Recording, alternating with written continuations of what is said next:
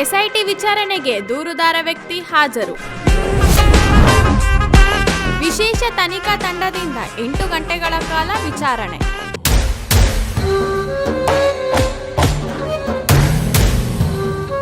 S, Dharmasthala ಪ್ರಕರಣದ ರಹಸ್ಯ ಪತ್ತೆ ಹಚ್ಚಲು ಎಸ್ಐಟಿ ತಂಡ ಫೀಲ್ಡ್ಗೆ ಇಳಿದಿದೆ.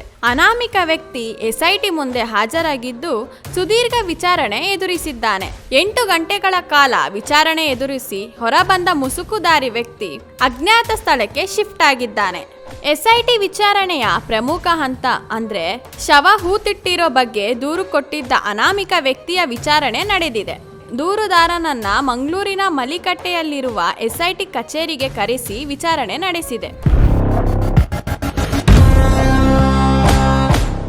ದೂರುದಾರ ವ್ಯಕ್ತಿ ಕೇರಳದಿಂದ ನಿನ್ನೆ ಬೆಳಗ್ಗೆ 10:55ಕ್ಕೆ ವಕೀಲರ ಜೊತೆಗೆ ಐಬಿ ತಲುಪಿ 11 ಗಂಟೆಗೆ ವಿಚಾರಣೆಗೆ ಹಾಜರಾಗಿದ್ದಾರೆ.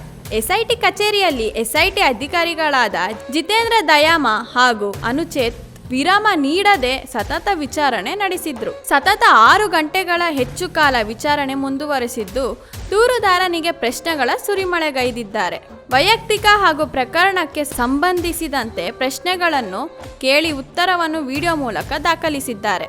ದೂರುದಾರ ವ್ಯಕ್ತಿ ನೀಡಿದ ಉತ್ತರಕ್ಕೂ ಹಾಗೂ ಹಿಂದೆ ನೀಡಿದ ಉತ್ತರಕ್ಕೂ ತಾಳೆಯಾಗುತ್ತಾ ಎಂದು ನೋಡ್ತಾರೆ. ಹಿಂದೆ ಧರ್ಮಸ್ಥಳ ಠಾಣೆಯಲ್ಲಿ ದಾಖಲಾದ ಪ್ರಕರಣಕ್ಕೆ ಸಂಬಂಧಿಸಿದಂತೆ ಪ್ರಶ್ನೆಗಳನ್ನು ಕೇಳಿದ್ದಾರೆ. ಎಸ್ಐಟಿ ಅಧಿಕಾರಿಗಳ ಪ್ರಶ್ನೆಗೆ ಯಾವುದೇ ಗೊಂದಲ ನೀಡದೆ ಉತ್ತರ ನೀಡಿದ್ದಾನೆ ಎಂದು ತಿಳಿದು ಬಂದಿದೆ.